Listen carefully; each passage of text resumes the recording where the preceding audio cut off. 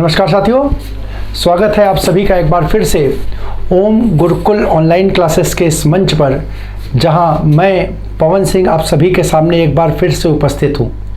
साथियों, जैसा कि पूर्व में हम लोग अपने कार्यक्रम को आयोजित कर रहे थे पुलिस भर्ती और पैट की परीक्षा को ध्यान में रखते हुए, तो पैट की परीक्षाएं साथियों संपन्न हो चुकी हैं।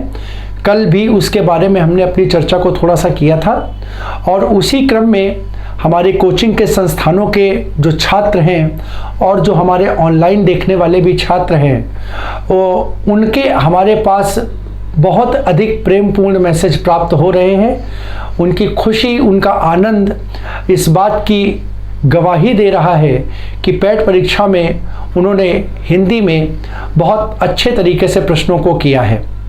और साथ ही सिर्फ हिंदी ही नहीं, यहाँ पर एक वीडियो के माध्यम से हम ये भी दिखाएंगे कि जो जीएस के प्रश्न, ठीक है, आपके अंकित सर के द्वारा पढ़ाए जा रहे थे, वो एज इट इज हूबहू, थोड़ा सा हम लोग उसको देख रहे हैं, प्रयास कर रहे हैं। एज इट इज हूबहू प्रश्न उसी तरीके से क्या कहते हैं परीक्षा में पूछे गए जैसे कि उन्होंने क्लास में पढ़ाए थे।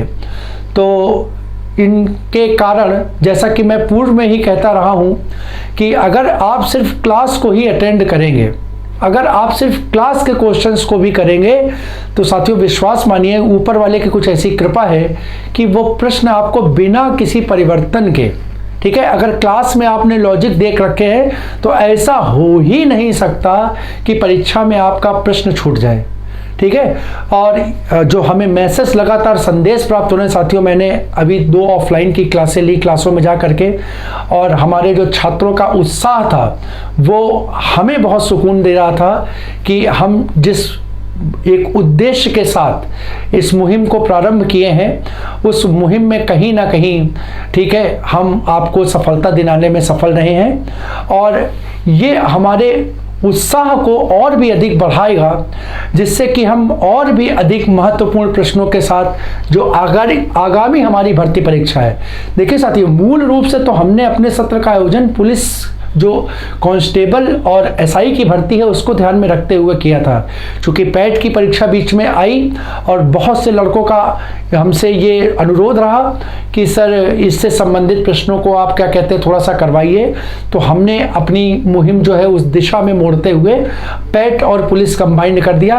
अब हम एक बार फिर से जिस उद्देश्य के तहत अपनी इस मुहिम को प्रारंभ किए थे, एक बार पुनः उसी दिशा में आगे बढ़ रहे हैं। और साथियों, मैं इसमें आप सभी का सहयोग चाहूंगा कि अनवरत रूप से जो प्यार, जो सहयोग आपने हमें दिया है वो आप इसी प्रकार प्रदान करते रहें। और विश्वास मानिए, हम एक उद्देश्य पे लेकर के काम करेंगे और हमारा ये ध्येय वाक्य रहेगा कि जब तक तोड़ेंगे नहीं तब तक छोड़ेंगे नहीं। आप विश्वास मानिए, प्रश्न के परीक्षा पे पूछे गए एक एक प्रश्न को हम इस प्रकार से आपके सामने रखेंगे कि वो आपके माइंड में घूमता हुआ नजर आएगा कि इस प्रश्न का उत्तर तो हमें ये बताया गया था। विश्वास के साथ आप आगे बढ़िए, हम आपके साथ हैं। तो आइए अपनी आज की चर्चा को हम लोग प्रारंभ करते हैं।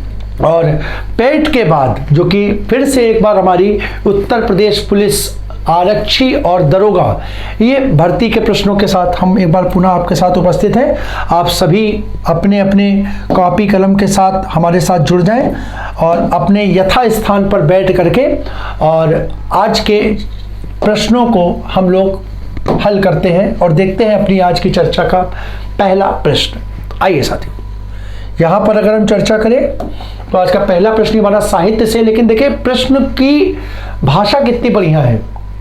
प्रश्न कह रहा है, हिंदी साहित्य के इतिहास में प्रसिद्ध कबीरदास, सूरदास, महावीर प्रसाद द्विवेदी, प्रेमचंद, हरिवंश राय बच्चन आदि का संबंध किस प्रदेश से है?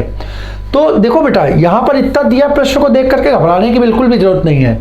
विकल्प देखो, ए Gujarat, B Maharashtra, Uttar Pradesh, C D Assam.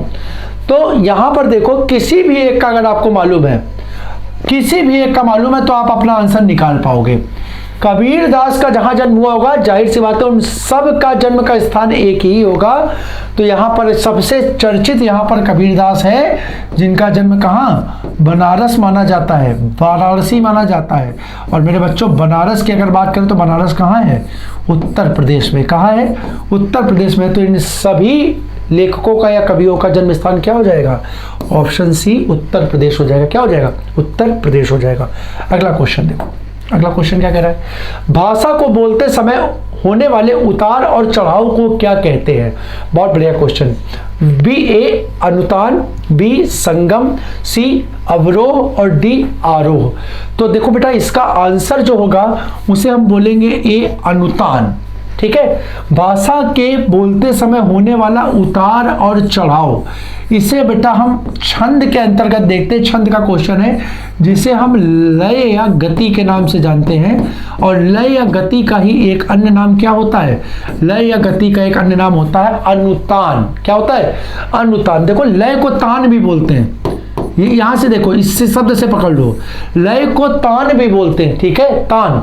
तो यहां पर ये शब्द बना अनुतान। अब देखो दो यहां पे और अच्छे विकल्प हैं। एक विकल्प है अवरोह और दूसरा विकल्प है आरोह। अब देखो बेटा इसका मतलब क्या होता है, आरोह का मतलब होता है बढ़ता हुआ क्रम, बढ़ता हुआ क्रम। इसका मतलब क्या हुआ बेटा,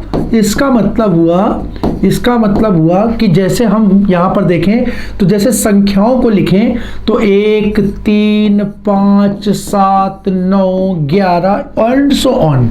तो अगर इसको देखोगे तो बेटा ये संख्याओं का जो है वो कैसा क्रम है, बढ़ता हुआ क्रम है। तो इसको हम क्या बोलेंगे, इसको हम बोलेंगे आरोह। बढ़ते हुए क्रम को क्या बोलेंगे, आरोह। ठीक है, और इसी प्रकार से यहां पर अगर हम इसको लिख दें 11 9 7 5 3 1 एंड, ठीक है, अब इसके आगे तो जाएगा नहीं। तो अगर इसको हम लिख दें तो बेटा ये क्या होगा, ये संख्याओं का घटता क्रम होगा। तो घटते हुए क्रम को हम क्या बोलेंगे, अवरोह। तो यहां पर देखो बेटा घटता हुआ क्रम जो है वो कहलाता है अवरोह, घटता हुआ क्रम कहलाता है अवरोह, और बढ़ता हुआ क्रम क्या कहलाता है, आरोह। ठीक है, क्रम। ठीक है, क्या, क्रम। इसी प्रकार से देखो जब हम संगीत की बात करते हैं तो संगीत में बेटा जो 7 सुर होते हैं जिसको हम सारे गामा पाधा नी के नाम से जानते हैं, इन स्वरों को गाते समय इनमें उतार और चढ़ाव होता है। तो जो उतार होता है, जो मतलब जो चढ़ाव होता है, सॉरी, जब स्वर क्या होता है, स्वर बढ़ता जाता है ऊपर की ओर तो उसे हम बोलते हैं आरोह, स्वरों का चढ़ना। और जब इसमें क्या होता है, जब इसमें मतलब क्या होता है, उतार होता है, जब स्वर क्या होते हैं नीचे की ओर आते हैं तो उसे हम बोलते हैं स्वरों का उतरना, यानी अवरोह। क्या बोलते हैं, अवरोह। लेकिन इन दोनों का जो उतार और चढ़ाव है, इन दोनों के समूह को या युग्म को हम अनुतान के रूप में जानेंगे। ठीक है, अगला क्वेश्चन देखो, रेलगाड़ी एक शब्द है किस भाषा का। तो यहाँ पे देखो ए देशज, बी विदेशज, सी सद्भव और डी संकर। तो बेटा बहुत अच्छा क्वेश्चन है, कई बार परीक्षा में भी पूछा गया। इसका आंसर है ऑप्शन डी संकर। कैसे, तो बेटा यहाँ पर देखो, यहाँ पर 2 पद हैं, एक पद है रेल और दूसरा पद क्या है बच्चा, गाड़ी।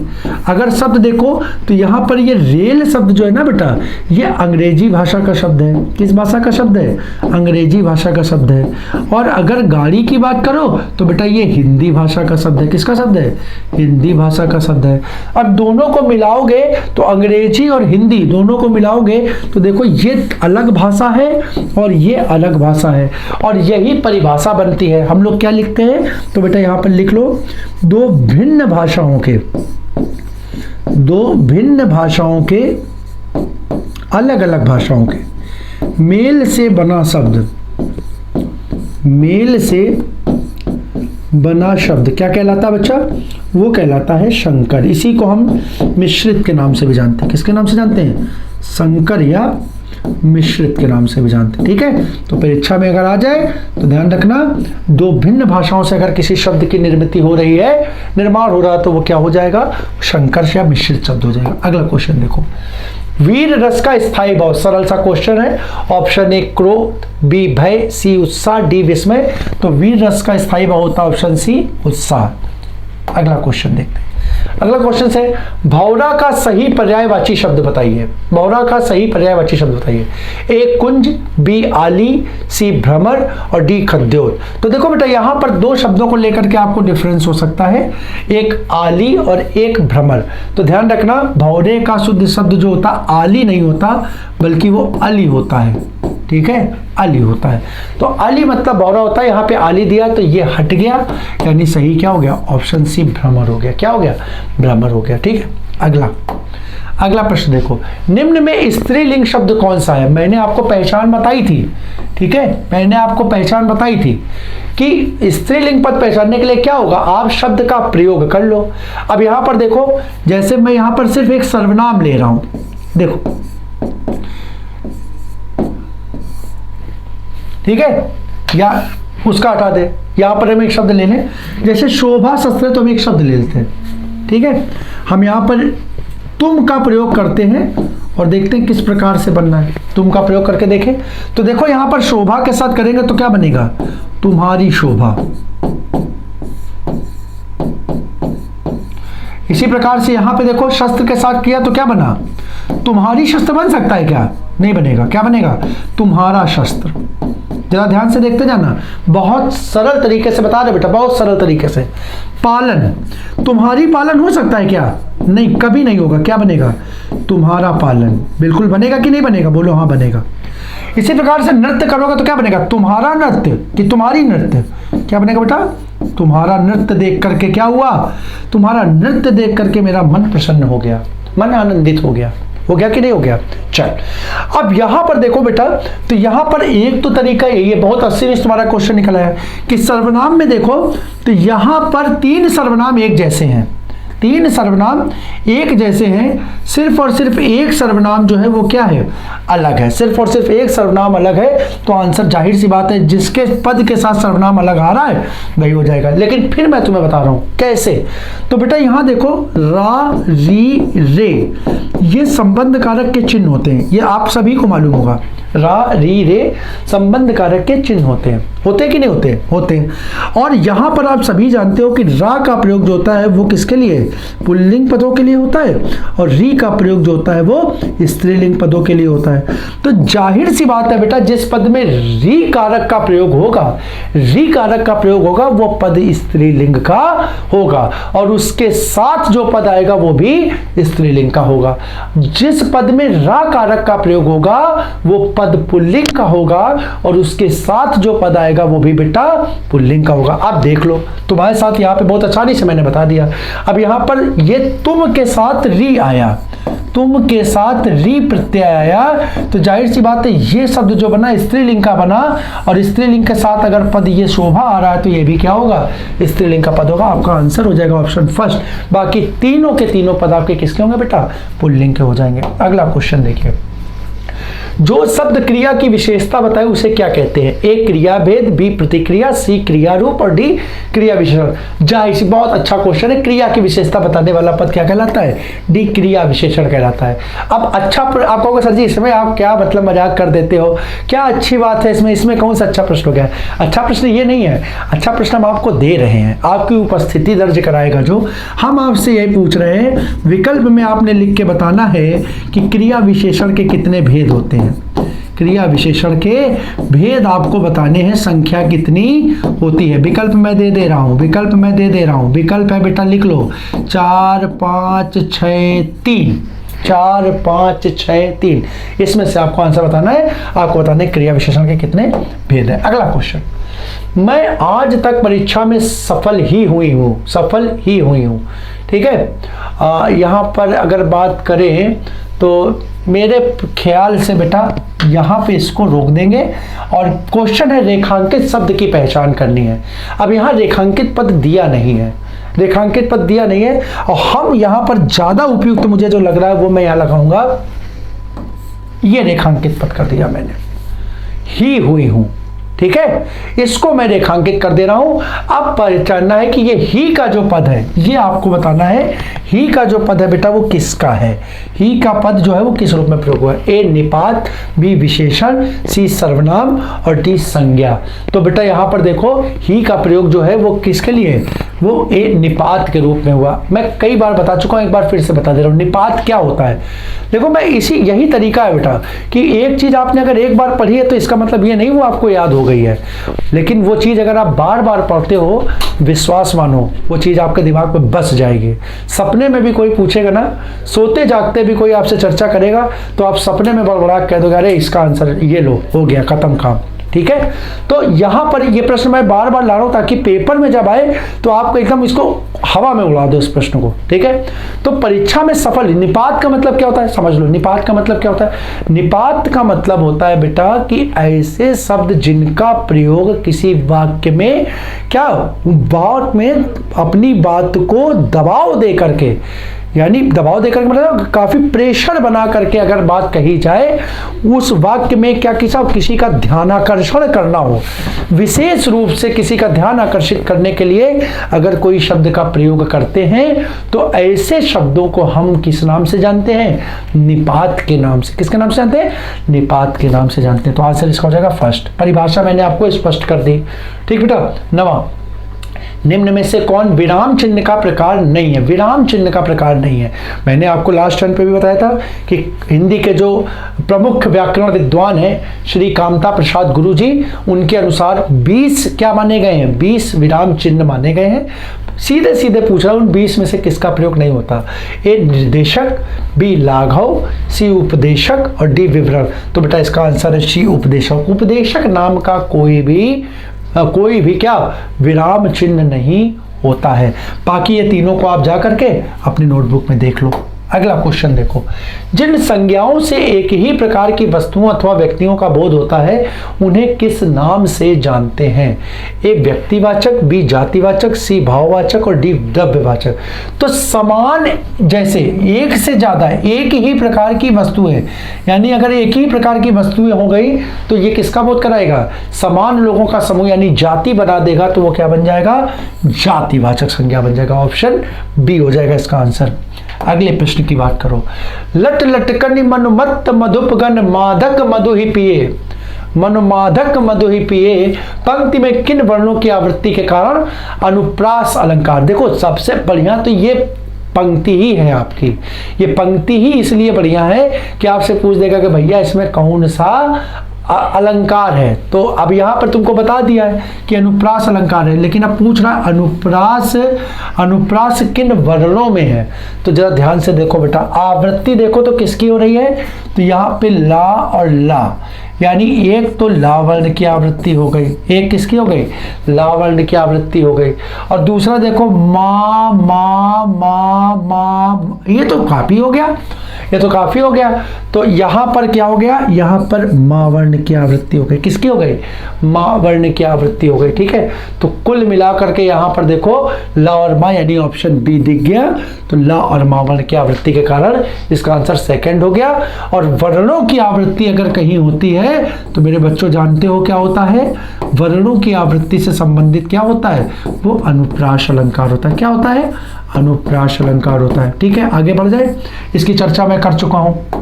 अगला क्वेश्चन देखिए, आदि से लेकर अंत तक के लिए एक शब्द होगा। ऑप्शन ए आजीवन, बी आद्योपांत, सी आत्मोत्सर्ग और डी आग्नेय। तो इसका आंसर होगा ऑप्शन बी आद्योपांत। व्याख्या मैं इसकी पूर्व में भी कर चुका हूं। ठीक है, अगला क्वेश्चन, निम्न में से कौन सा शब्द विदेशज नहीं है। ऑप्शन ए लोटा, बी कॉपी, सी माचिस, डी जज। तो बेटा इसका आंसर होगा ऑप्शन ए लोटा, और लोटा जो होगा वो विदेशज नहीं होगा, कैसा हो जाएगा, देशज हो जाएगा। कैसा हो जाएगा, देशज हो जाएगा। अगला क्वेश्चन देखो, निम्नलिखित में से किस शब्द में उपसर्ग और प्रत्यय का एक साथ प्रयोग किया गया है। तो यहां पर देखो बहुत अच्छा क्वेश्चन है, उपसर्ग और प्रत्यय की बात कर रहे हो, तो हम हर शब्द को तोड़ करके रखेंगे और फिर आपके सामने पूछेंगे, आप खुद बता पाओगे। देखो हिस्सेदारी, तो अगर इस शब्द को तोड़ोगे तो बेटा यहां मूल पद है हिस्से, फिर दार और प्लस ई, ये प्रत्यय, यानी दो प्रत्यय हो गए यहाँ, यहाँ उपसर्ग का प्रयोग है ही नहीं। लिख लो, ये क्या है, दो प्रत्यय, दो प्रत्यय। अगला देखो अभिमानी। अब इस शब्द को देखो तो यहाँ बेटा एक पहला पद उपसर्ग है अभि प्लस मूल पद है मान, और मान में प्रत्यय लगा है ई। तो ये देखो, ये हो गया उपसर्ग, ये हो गया प्रत्यय, यानी यहाँ क्या हुआ, एक उपसर्ग और एक प्रत्यय। तो बेटा ध्यान से रखो, आपसे पूछ क्या रहा है, उपसर्ग और प्रत्यय का एक साथ प्रयोग हुआ, तो यही आंसर आपका होगा। ना मानो तो अभी देख लेना, बाकी के विकल्पों को भी हम देख ले रहे हैं। कृपालुता, अब इसकी बात करोगे तो ये शब्द बनेगा कृपा मूल पद प्लस आलू प्लस ता, यानी ये दोनों क्या हो गए, यानी ये हो गए दो प्रत्यय। यहाँ भी उपसर्ग का प्रयोग नहीं हुआ, यहाँ भी उपसर्ग का प्रयोग नहीं हुआ। और यहाँ पर अगर बात करोगे तो ये बनेगा भारत प्लस ई प्लस ता, यानी यहाँ भी क्या हो गए, दो प्रत्यय हो गए। क्या हो गए, दो प्रत्यय हो गए। क्या हो गए, दो प्रत्यय हो गए। ठीक है, तो यहां पर देखो, तो यहां पर बेटा सिर्फ और सिर्फ ऑप्शन बी ऐसा है जहां एक उपसर्ग अभी और एक प्रत्यय ई का प्रयोग हुआ है। तो आंसर आपका हो गया उपसर्ग और प्रत्यय से निर्मित शब्द है अभिमानी, आंसर सेकेंड। अगला क्वेश्चन देखो, शब्द के दो रूप, बहुत बेहतरीन क्वेश्चन। शब्द के दो रूप है क्या, ऑप्शन ए ध्वनि और वर्ण, ऑप्शन बी ध्वनि और अर्थ, ऑप्शन सी ध्वनि और वाक्य, ऑप्शन डी ध्वनि और गति। मेरे बच्चा देखो, इस शब्द को क्या किया, मैंने आपको बोला बहुत बेहतरीन शब्द है, इसलिए क्योंकि आप कहोगे सर जी ये सब हमने पढ़ा ही नहीं। यहाँ कुछ नहीं है, ये आपने पढ़ा है। मैंने अपनी पहली क्लासों के दौरान ही शुरू में जो वीडियो बनाए वही इसको पढ़ाया, बस उसने क्या किया है, शब्दों के साथ हेर फेर कर दिया है। हमने आपको पढ़ाया भाषा के रूप, और यहाँ भाषा की जगह उसने रिप्लेस कर दिया है शब्द के रूप। ठीक है भाई, शब्द है क्या, वास्तव में शब्द है क्या, भाषा की सार्थक इकाई तो है, तो वो भाषा ही ना। शब्द वास्तव में किसको निरूपित करते हैं, भाषा ही को तो निरूपित करते हैं। और शब्द के रूप में प्रयोग किसका होगा, देखो शब्द के रूप में शब्द क्या होती है, सार्थक इकाई होती है ना मेरे बच्चा, सार्थक इकाई। और सार्थक इकाई किस रूप में बन सकती है, हम कोई शब्द बोल दें, हम कोई शब्द बोल दें, जैसे मान लो मैं अपना नाम ही ले लूं, मैं बोलूं पवन, अब ये शब्द है कि नहीं है, अगर मैंने बोला है तो बेटा ये कैसा स्वरूप है, यानी ये मौखिक स्वरूप है। अब मौखिक स्वरूप है तो उसको हम किस नाम से जानते हैं, यानी क्वेश्चन देखो तुम्हारा निकल करके आ गया, यानी भाषा की मौखिक इकाई, उसको बेटा हम जिस नाम से जानते हैं उसको हम ध्वनि के नाम से जानते हैं। और बेटा यही चीज अगर लिख दे, मैंने बोला कि मेरा नाम क्या है, तो हमने यहाँ लिख दिया कि मेरा नाम पवन है। अब बेटा यहाँ पर ये चीज क्या हो गई, ये लिखित हो गई। और लिखित इकाई भाषा की जो होती है वो क्या बन जाती है, वो बेटा वर्ण बन जाती है। क्या बन जाती है, वर्ण बन जाती है। देखो यही तो शब्द के दो रूप हो गए। शब्दों को अभिव्यक्त कैसे करोगे, या तो मौखिक रूप से करोगे या लिखित रूप से करोगे। और यदि मौखिक रूप से करोगे तो बेटा वो क्या बन जाएगा, वो ध्वनि बन जाएगी। और अगर लिखित रूप से करोगे तो क्या बन जाएगा बेटा, वो वर्ण बन जाएगा। तो देखो कितना बेहतरीन तरीके से आपके सामने क्वेश्चन आया कि शब्द के दो रूप, शब्दों को हम या तो ध्वनि के रूप में दिखा सकते हैं या वर्णों के रूप में दिखा सकते हैं। पक्का बेटा, तो आंसर फर्स्ट। अगला क्वेश्चन देखो, जसोदा हरि पालने झुलावे, हिल रावे दुलरावे, और गीत पुण्य पुनि गावे, जसोदा हरि पालने झुलावे। पूछ रहा पंक्ति में कौन सा रस है, कौन सा रस है। अब बेटा देखो जसोदा क्या कर रही, इतनी तो लाइन तुम्हें दिखी रही है, हरि पालने झुलावे, हरि को पालने में झुला रही। हरि का मतलब कौन, कृष्ण है। कृष्ण, जसोदा कृष्ण की कौन है बेटा, जसोदा कृष्ण की माँ है। अब माँ है, और माँ अगर बच्चे को झुला रही है तो माँ के मन में कौन सा भाव आएगा बेटा, ममता का भाव आएगा, वात्सल्य का भाव आएगा, बेटे के प्रति प्यार का भाव आएगा। ठीक है, और अगर ऐसा भाव आएगा तो वहां रस कौन सा हो जाएगा, वात्सल्य रस हो जाएगा। कैसा हो जाएगा, वात्सल्य रस हो जाएगा। ऑप्शन बी इसका सही आंसर हो जाएगा। अगला क्वेश्चन देखिए, काकल्य ध्वनि क्या है। कई बार कराया हुआ क्वेश्चन, रिपीट क्वेश्चन, लेकिन परीक्षा के दृष्टिकोण से महत्वपूर्ण क्वेश्चन। ए रा, बी ला, सी हा, डी शा। तो काकल्य ध्वनि बेटा होती है हाँ। इसको मैं फिर से बता दे रहा हूं, काकल्य के अलावा इसे क्या, इसको स्वर यंत्रीय लिख लो बेटा, लिख लो। कई बार रिवीजन करने से चीजें दिमाग में हमेशा के लिए क्या होती हैं, संचित हो जाती हैं। स्वर यंत्रीय, या इसी को हम लोग कभी कहीं अलिजिह्वा के नाम से भी जानते हैं। किसके नाम से जानते हैं, कभी पूछ दिया जाए तो ध्यान रखना, अलिजिह्वा ध्वनि कौन सी होती है या स्वर यंत्रीय ध्वनि कौन सी होती है, तो उसका आंसर भी बेटा तुम्हारा क्या होगा, हाँ ही होगा। क्या होगा? हाँ ही होगा। अगला प्रश्न देखो, अगला प्रश्न बेटा, अखरोट का तत्सम रूप क्या है? ऑप्शन ए अच्छवट, अच्छवाट, सी अछोट और डी अक्षयवट। अब देखो बेटा, ये प्रश्न तो परीक्षा में कई बार पूछा गया है और इसी तरीके से आया है। क्या इस प्रश्न की खासियत है? देखो, देखने में लगता है कि सर इसमें क्या लगाएं, छोट लगाएं कि अच्छवाट लगाएं, अखरोट दिया है, तो बेटा इसके विकल्प बहुत अच्छे हो जाते हैं। और जानते हो, ये तीनों ही, कभी वो अखरोट पूछता है, कभी वो दूसरे संदर्भ पूछता है, लेकिन ये तीनों ही पेपर में पूछे बहुत जाते हैं। तो पहले देख लो, अखरोट का तत्सम जो होगा बेटा वो अछोट होगा। क्या बनेगा? अछोट होगा। अब बच जो रहा है वो क्या है? तो अच्छवाट, ये देखो बेटा, लिखूंगा तो अभी तुम्हें दिखाई देगा, पेपर में कई बार पूछा गया है। अखाड़े का तत्सम क्या होता है? अखाड़ा, अखाड़े को बोलते हैं अच्छवाट। और अक्षयवट, अक्षयवट का मतलब होता है ऐसा वट जो कभी क्षय ना हो, जिसका क्षय ना हो या जिसकी उम्र बहुत ज्यादा हो, तो बेटा उसको हम बोलते हैं बरगद। बरगद क्या होता है? अक्षयवट होता है। ठीक है बेटा, ठीक, पक्का। और अगर नहीं याद रख पाओ तो एक छोटी सी कहानी बता दे रहे हैं। आप लोगों ने सती सावित्री वाला तो सुना होगा ना, बट सावित्री की पूजा होती है। तो बट सावित्री की पूजा कहे होती है? वो बट की पूजा कहे, नीम की कहे नहीं कर लेते हम लोग। तुलसी, तुलसी तो बताओ सबसे ज्यादा पूजी जाती है, तुलसी की पूजा कहे नहीं कर लेते बट सावित्री में। पीपल, अरे हम कह रहे और किसी पेड़ की क्यों नहीं, पेड़ तो बहुत ढेर सारे हैं और अच्छे अच्छे पेड़, उनकी पूजा कहे नहीं कर लेते। तो उसका कारण ये है क्या कि बेटा अगर जीवन की बात करें तो वृक्षों में जीवन के दृष्टिकोण से सबसे अधिक उम्र जो होती है वो किसकी होती है? वट की होती है। 100 150 200 250 साल तक इसकी क्या होती है? इसकी आयु होती है, जिसका जीवन होता है। आज भी आप कभी निकलोगे ना तो जो सबसे पुराना पेड़ होगा, आप कभी भी अपने मोहल्ले में देखना, तो जो सबसे पुराना पेड़ होगा किसी से पूछना तो बेटा वो प्राय बरगद का ही दिखता है। 200 250 साल तक पुराने पुराने पेड़ आपको देखने को मिल जाते हैं। ठीक है, तो यही कामना होती कि हे बरगद की पूजा इसीलिए करते हैं कि जितनी तुम्हारी उम्र हो ना, तो वट सावित्री में क्या करते हैं? इतनी ही क्या कर देना भैया, तुम अपने अपने मतलब जो व्रत करती हो क्या अपने अपने पतियों की उम्र के लिए कर लेते हैं। तो ध्यान रखना, अक्षय वट इसी कारण से उसको बोलते हैं कि वो कभी क्षय नहीं होता। वट का मतलब क्या होता है? तुम ऐसे रख लो ना, वट का मतलब होता है पेड़। तो जाहिर सी बात है ये किसी पेड़ को बता रहा होगा, तो पेड़ कौन सा हो जाएगा? बरगद हो जाएगा। तो बेटा इसको याद रखने का तरीका याद रखना। ठीक है, ये तीनों मैंने बता दिए। अगला क्वेश्चन देखो, अगला क्वेश्चन, नाक रगड़ना का क्या अर्थ है?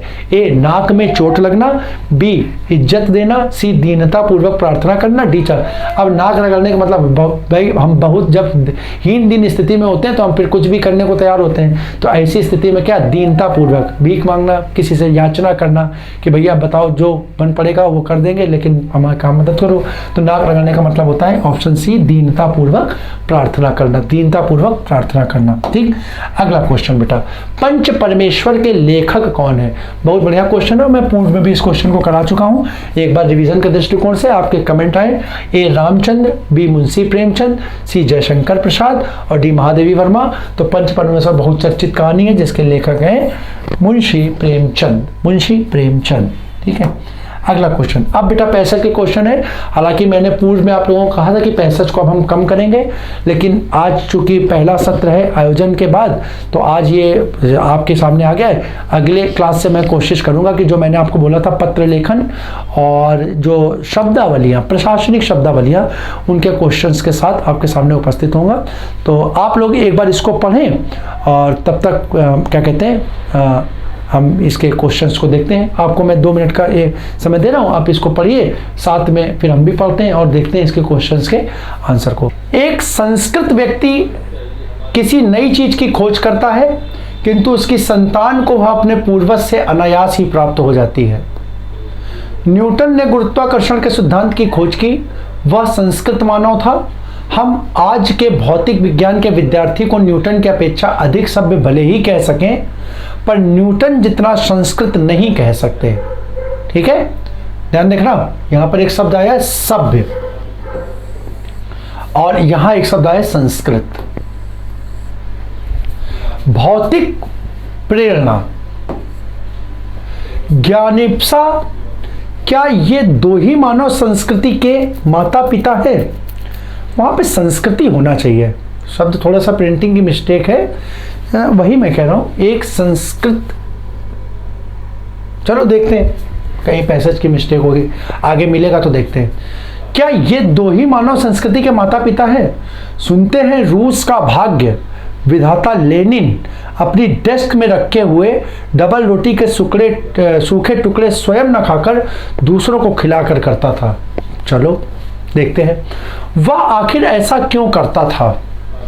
संसार के मजदूरों को सुखी देखने का स्वप्न देखते हुए कार्ल मार्क्स ने अपना सारा जीवन दुख में बिता दिया और इन सब से बढ़कर आज नहीं, आज से 2500 वर्ष पूर्व सिद्धार्थ ने अपना घर केवल इसलिए त्याग दिया कि किसी तरह तृष्णा के वशीभूत लौटी कट्टी मानवता सुख से रह सके। ठीक है, हमारी समझ से मानव संस्कृति की जो योग्यता आविष्कार कराती है, खोज कराती है, नवीन जानकारी कराती है और किसी महामानव से सर्वस्व त्याग कराती है, वह संस्कृति है। वह क्या है? संस्कृति को इसने परिभाषित किया है और वास्तव में पैसेज में केंद्रीय भाव में यह दिखाने का प्रयास किया गया है कि जो हमारे एक तरीके से कल्चर है, ठीक है, जिसको हम लोग संस्कृति के रूप में जानते हैं, जो आज विकसित हुई है, वो विकसित किस रूप में हुई है या उसके विकसित होने में किन किन कारकों की भूमिका रही है। हमारा जो थॉट प्रोसेस है, जैसे भारत की बात करें तो भारत के मूल में क्या है बेटा? भारत का दर्शन, भारत की संस्कृति क्या कहती है? भारत की दर्शन और भारत की संस्कृति कहती है कि वसुधैव कुटुंबकम, पूरी पृथ्वी को क्या करें? हम अपना घर माने, और अगर घर माने तो फिर कोई भी पराया नहीं, सब क्या? अपने। इसी प्रकार से दूसरी बात, भारतीय संस्कृति का दर्शन क्या है? भारतीय संस्कृति का दर्शन कहता है अहिंसा परमो धर्मा। अहिंसा की बात करती है कि व्यर्थ में हम किसी पर क्या हिंसा। अरे आदमी की तो बात छोड़ो, भारतीय संस्कृति तो जीव हिंसा तक को निषेध करती है कि व्यर्थ में हमें किसी जीव की भी हत्या नहीं करनी चाहिए।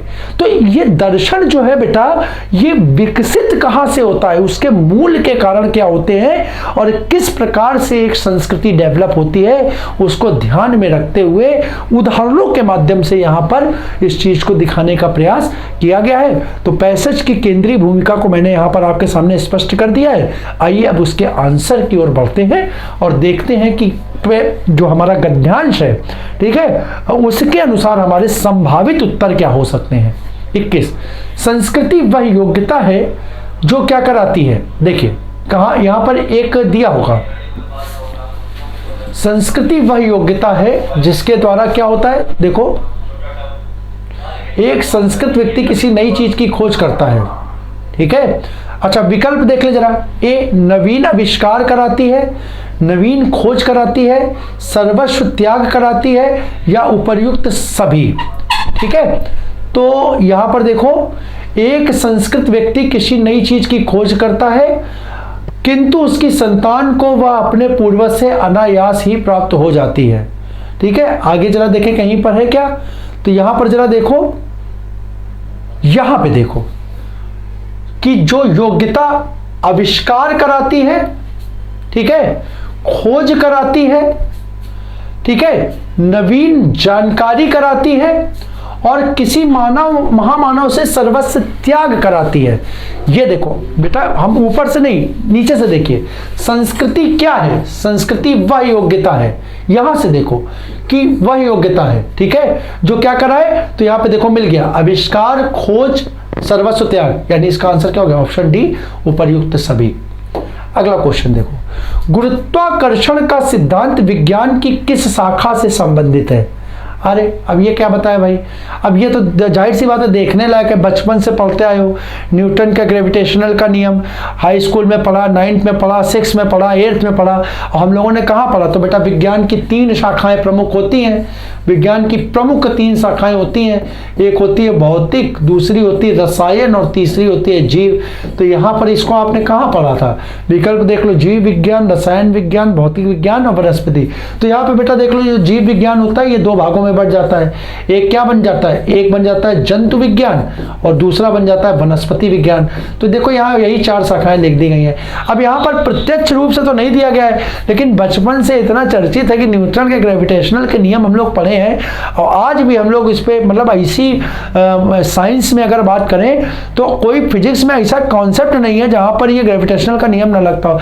अरे ग्रेविटेशनल का नियम यहाँ क्या छोड़ो, आप देखो इतने बड़े बड़े ग्रह उपग्रह मिशन छोड़े जाते हैं, ठीक है, बिना ग्रेविटेशन के नियम पे क्या हो सकता, हम क्या यहाँ रह सकते हैं? बिल्कुल नहीं रह सकते। ग्रेविटी ना लगे हम लोग उड़ते रहें इधर उधर। ये क्या है, हम एक जगह पर स्थिर है, किसके कारण है?